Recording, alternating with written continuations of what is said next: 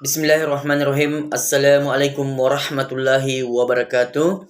Terlebih dahulu saya meminta maaf kepada seluruh saudara seimanku dimanapun berada. Dan apabila ada kaum muslim yang mendengarkan daripada video ini, bila ada kata-kata saya yang tak berkenan di hati, tolong dimaafkan dan kita saling memaafkan sesama manusia. Alhamdulillah, kembali lagi saya akan membuat konten. Dan konten ini bukan sekedar konten, karena saya niatkan semoga konten yang saya buat ini bermanfaat kepada pribadi saya sendiri dan untuk kita semua yang ingin menjadikan pelajaran ataupun nasihat dengan apa yang saya sampaikan. Di sini saya akan menyampaikan beberapa kata atau sesuai ilmu yang saya pernah pelajari atau sesuai dengan ilmu yang saya miliki. Saya akan menyampaikan beberapa hari yang lalu atau memang sudah sering saya dengarkan di sosial media orang penceramah yang mengatakan bahwasannya tidak boleh orang berdakwah kalau orang mantan peminum ataupun mantan pemabuk, apalagi mantan penjudi. Di sini saya akan meluruskan, saya sedikit pun tidak mau mau cari masalah, tidak. Saya hanya ingin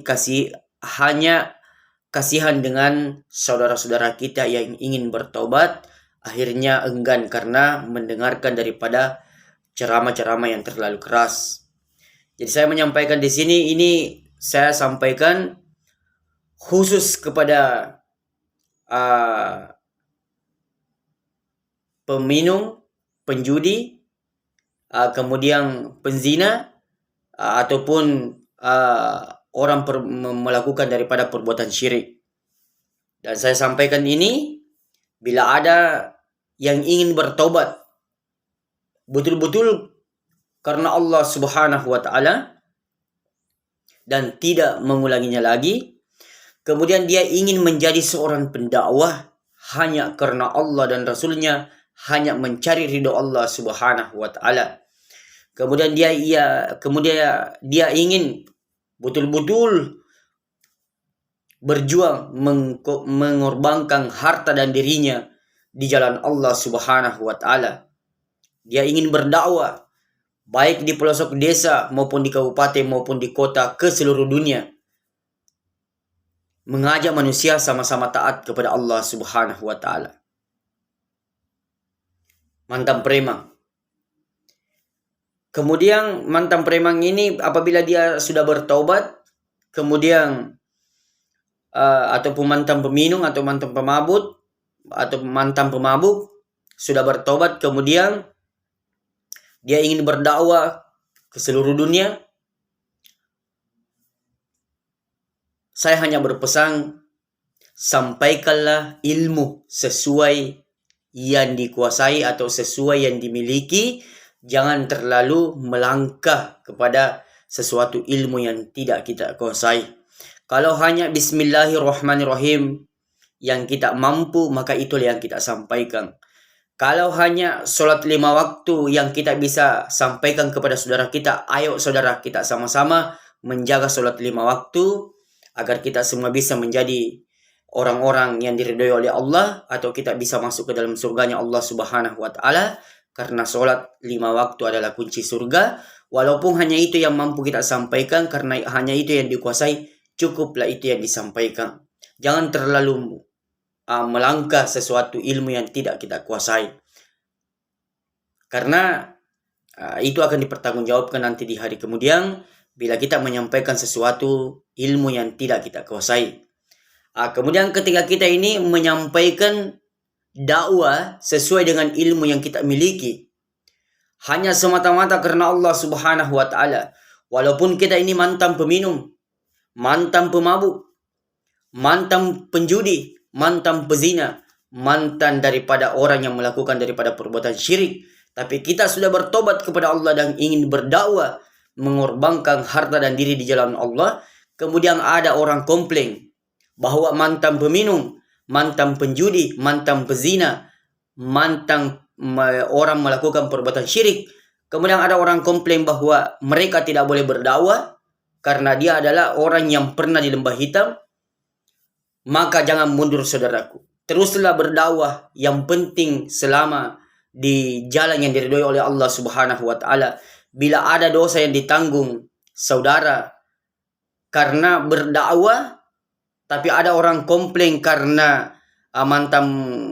mantan orang pernah melakukan perbuatan kejahatan, jangan mundur saudara. Saya yang akan tanggung semua dosanya.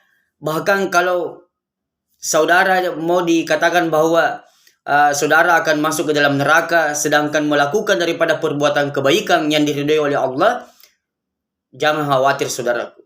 Cukuplah saya bersedia yang masuk ke dalam neraka.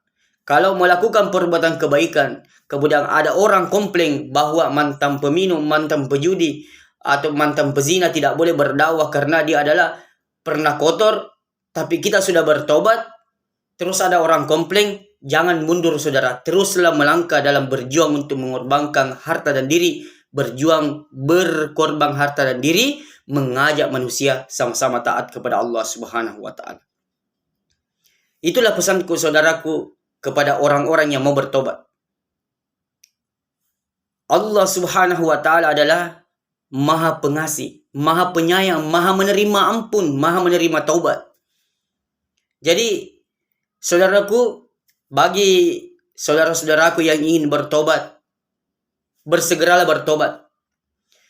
Terus kemudian ketika sudah bertobat, kemudian ingin berdakwah, mengajak manusia sama-sama taat kepada Allah, berdakwahlah saudaraku. Tidak ada larangan untuk berdakwah. Berdakwah itu semua orang mampu. Karena berdakwah diartikan dengan artinya itu dakwah, mengajak. Jadi kalau orang mengajak, ayo kita sama-sama ke masjid, itu sudah termasuk dakwah. Bukan bahwa kita mengerti membaca kitab, menghafal 30 juz Al-Quran, baru dikatakan bahwa baru bisa berdakwah. Tidak seperti demikian saudaraku. Kalau orang mau mengeluarkan fatwa, mau menafsirkan Al-Quran, dia harus mahir dengan beberapa medan ilmu. Tapi kalau orang mau berdakwah, semua orang bisa. Semua orang bisa melakukan dakwah. Karena mengajak dalam kebaikan, ayo kita sama-sama ke masjid, itu sudah termasuk dakwah. Kemudian saudaraku, saya luruskan lagi. Ada yang mengatakan, saya ulang lagi, bahwa mantan peminum, mantan pemabuk tidak boleh berdakwah. Siapa yang mengatakan? Kita kenalkah dengan sahabat Rasulullah SAW yang sudah diabadikan dalam Al-Quran, yaitu Umar radhiyallahu anhu. Kita sama-sama mengetahui Umar itu siapa sebelum mengenal Islam. Tapi karena dia bertobat dan meninggalkan semua perbuatan yang dilarang oleh Allah Subhanahu wa taala, maka Allah mencintainya dan mengabadikan dalam Al-Quran dan menjadi orang penghuni surga. Siapa yang tidak kenal Umar? Orang-orang yang mengerti membaca daripada Al-Quran, memahami makna Al-Quran ataupun menghafal beribu-ribu hadis, pasti mengenal siapakah Umar. Sebelum Umar masuk Islam, orang masih sembunyi-sembunyi mengamalkan daripada perintah Allah Subhanahu wa taala atau masih sembunyi-sembunyi dalam berdakwah. Tapi setelah Umar masuk Islam, maka Islam ataupun dakwah dilaksanakan dengan secara terang-terangan. Karena kenapa, saudaraku? Umar orang disegani, orang ditakuti.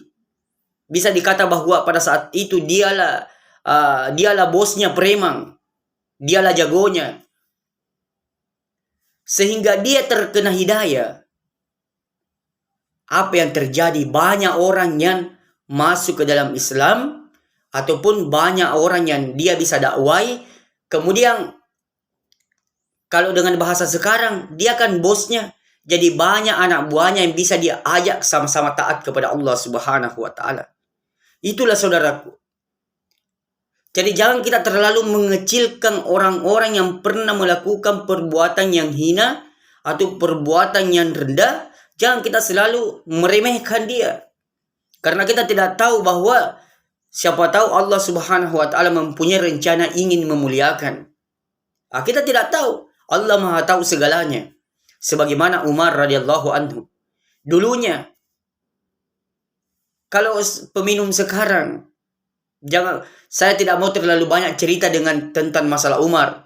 Yang jelas saya sudah membahasakan siapa yang tidak kenal sahabat Rasulullah Sallallahu Alaihi Wasallam, yaitu Umar.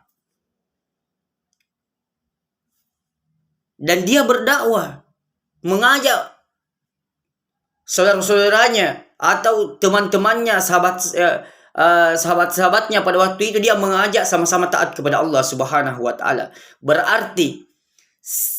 Berarti mantan preman, mantan pemabuk, mantan penjudi, bila sudah bertobat dan meninggalkan semua perbuatan yang dilarang oleh Allah Subhanahu wa taala, dan kemudian betul-betul ingin mensucikan dirinya, dan kemudian dia ingin berdakwah, mengajak manusia sama-sama taat kepada Allah Subhanahu wa taala, itu berarti bisa. Siapa yang mengatakan tidak?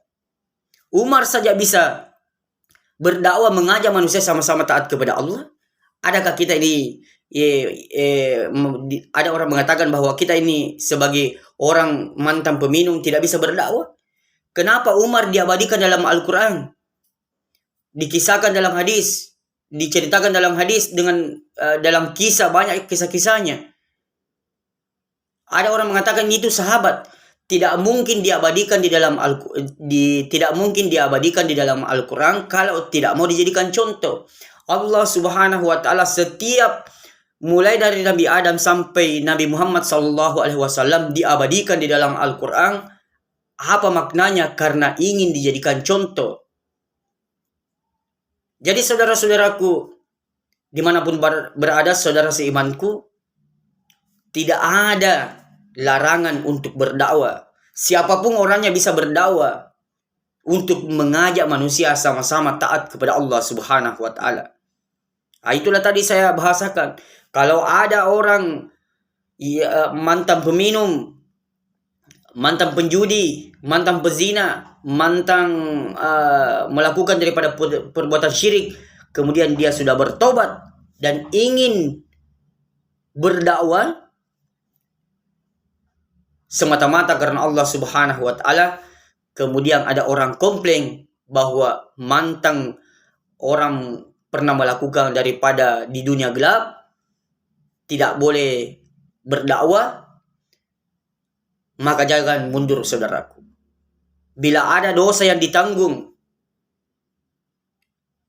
atau bahkan saudara ingin bahwa engkau adalah penghuni neraka, tapi saudara melaksanakan daripada perbuatan baik, tidak melanggar perintah Allah, jangan mundur saudaraku. Saya siap menanggung dosanya dan saya siap untuk masuk ke dalam neraka. Cukuplah saya sendiri yang masuk ke dalam neraka. Kalau ada orang melakukan perbuatan kebaikan, perbuatan yang diridhoi oleh Allah, dia sudah bertaubat, dia tidak kembali lagi di perbuatan yang salah,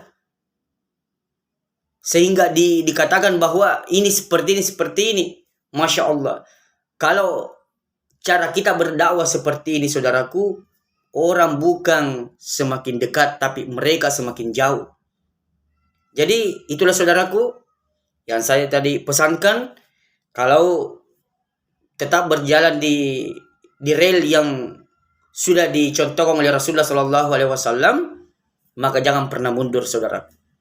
Insya Allah dengan apa yang tadi saya sampaikan, kalau ada orang mengkomplain bahwa tidak boleh berdakwah, orang-orang yang pernah melakukan daripada sesuatu kesalahan yang sangat luar biasa, tapi sudah bertaubat dan tidak ingin mengulanginya lagi, dan kemudian dia ingin menjadi pendakwah, mengorbankan harta dan dirinya di jalan Allah, mengajak manusia sama-sama taat kepada Allah. Kalau ada orang komplain bahwa mantan peminum, mantan pemabuk tidak boleh berdakwah, jangan mundur saudaraku. Tetaplah laksanakan daripada perintah Allah Subhanahu wa taala, sunnah Rasulullah Sallallahu Alaihi Wasallam. Itulah yang tadi saya sampaikan. Kalau ada dosa yang ingin ditanggung, saya yang tanggung dosanya selama masih berjalan di jalan kebaikan yang diridhoi oleh Allah Subhanahu wa taala dan disunnahkan oleh Rasulullah. selama di jalan itu, di jalan kebenaran, sehingga ada orang komplain, saya yang akan tanggung dosanya. Biarkanlah saya yang masuk ke dalam neraka. Biarkanlah semua umat muslim di dunia ini masuk ke dalam surga. Cukuplah saya yang merasakan yang namanya siksaan di dalam neraka. Walaupun saya mengetahui bahwa di dalam neraka itu sangat siksa. Walaupun saya sangat merindukan yang namanya surga. Tapi saya merasakan bahwa mendengarkan dalam hadis Rasulullah SAW tidak termasuk umatku yang tidak mencintai saudaranya. Nah inilah saya merasa bahwa terlalu direndahkan orang-orang yang pernah melakukan daripada perbuatan salah. Dan siapa yang akan membimbing mereka? Siapa yang akan mengajak mereka kalau bukan kita semua ini seorang pendakwah? Seorang pendakwah berdakwah dengan cara Rasulullah, yaitu lemah lembut. Jangan pakai kekerasan. Jangan pakai kekerasan saudaraku. Tapi pakailah cara Rasulullah SAW yang penuh dengan kelembutan. Bagaimana saya menyampaikan seperti ini saudaraku? Karena kenapa? Banyak orang penceramah yang saya dengar seakan-akan bahwa kita ini orang-orang yang pernah melakukan kesalahan sudah tidak ada ampunan lagi dari Allah Subhanahu wa taala.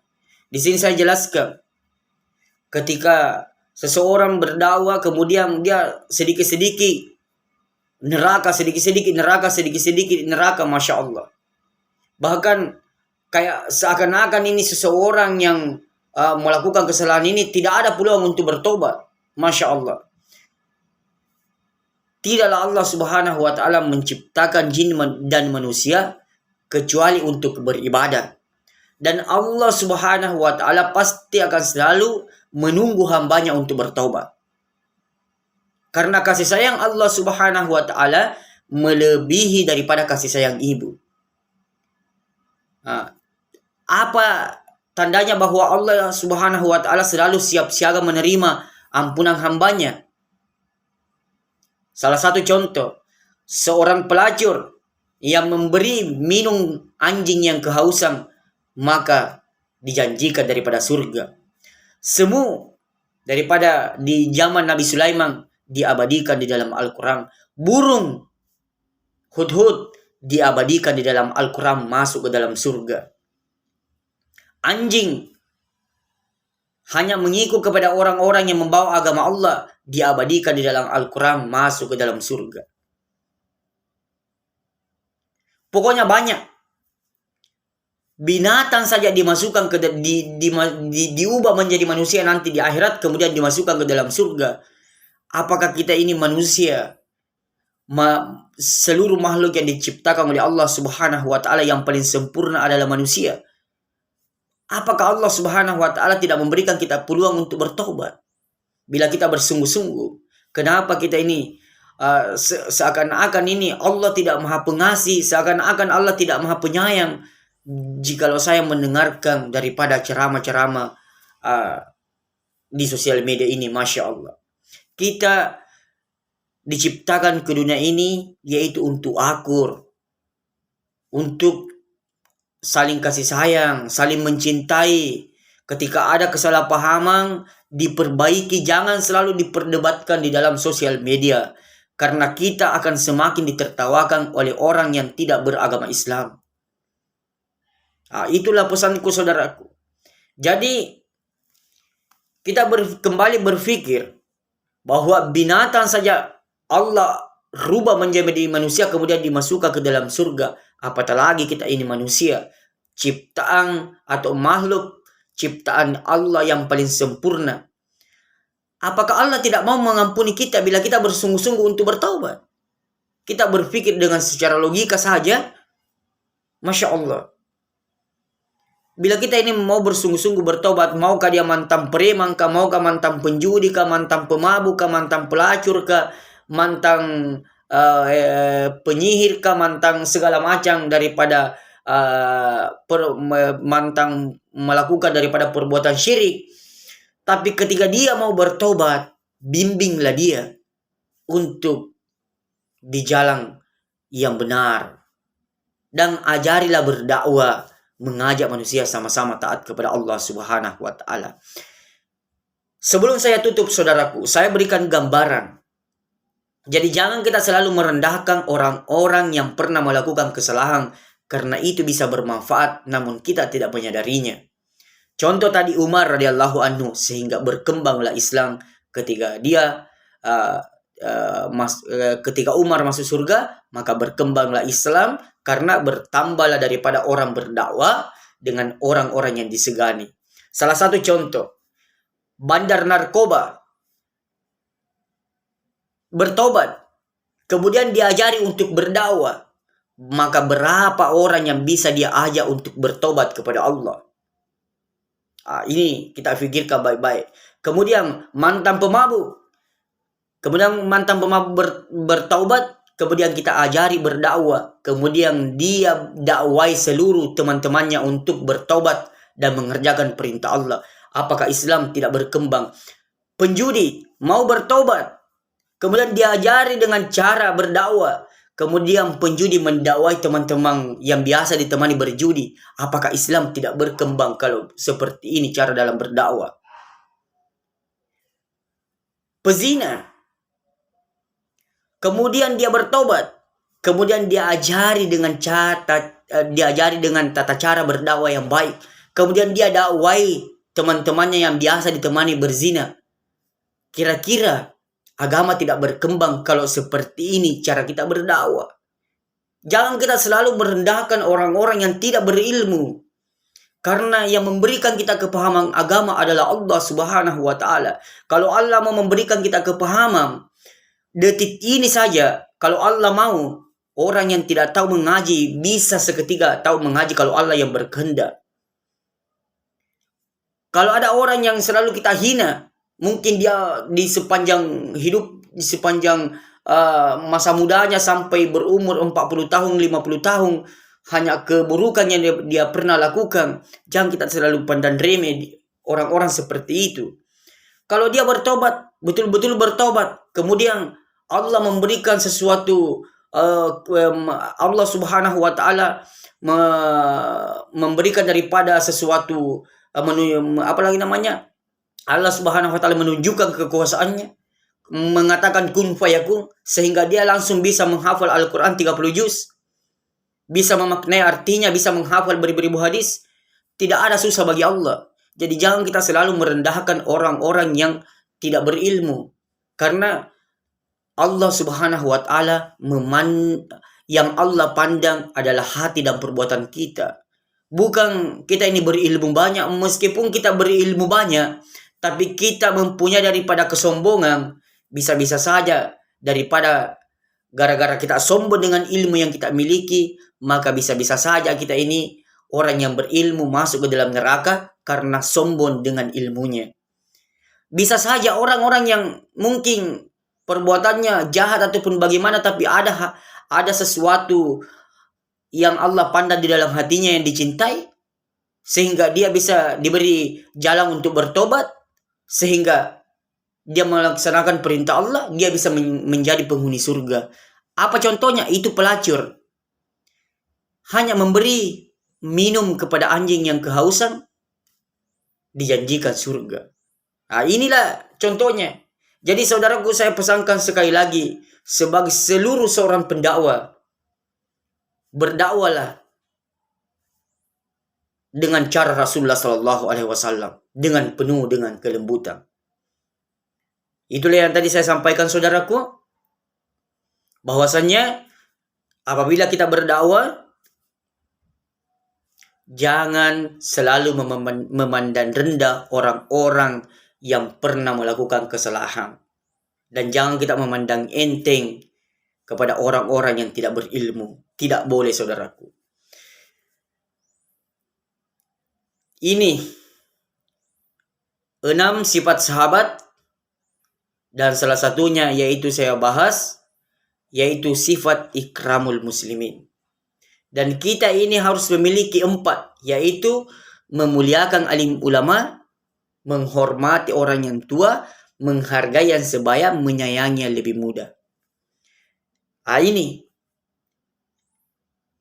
kita harus memiliki ini, saudara. Kalau ini yang 4 yang kita miliki, maka kita tidak ada yang saling menghina. Memuliakan alim ulama, menghormati orang yang lebih tua, menghargai yang sebaya, menyayangi yang lebih muda. Kalau ini yang kita miliki, maka tidak ada yang saling menghina dan tidak ada yang saling merendahkan. Karena di mata Allah kita itu semua sama. Yang membedakan kita hanya iman dan takwa kita. Dan siapa yang akan menilai iman takwa kita kalau bukan Allah? Bukan bahwasanya kita ini menghafal Al-Quran 30 juz ataupun menghafal beribu-ribu hadis, tapi akhlak kita buruk. Kita tidak mengamalkan isi Al-Quran, tidak mengamalkan daripada isi hadis, maka bisa-bisa saja kita ini yang menjadi penghuni neraka bila kita selalu mau merendahkan orang-orang yang tidak berilmu. Jadi itulah pesanku, saudaraku. Bagaimana agar kita ini bisa saling menghargai,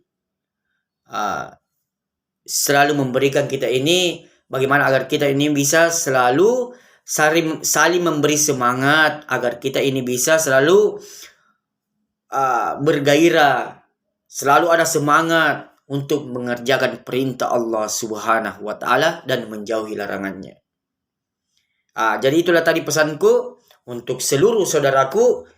Jangan ada yang saling merendahkan, tapi milikilah 4 ini, yaitu memuliakan alim ulama, menghormati yang lebih tua, menghargai yang sebaya, dan menyayangi yang lebih muda. Yang lebih muda agar kita bisa saling menghargai, saling mencintai, saling berkasih sayang, dan selalu saling mengingatkan ketika ada yang lupa di antara kita.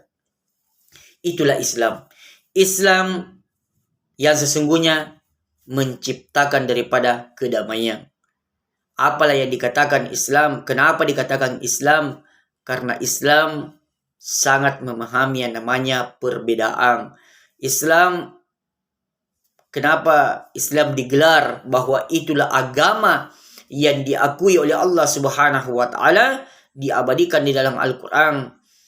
Karena itulah Islam memberikan contoh teladan yang baik.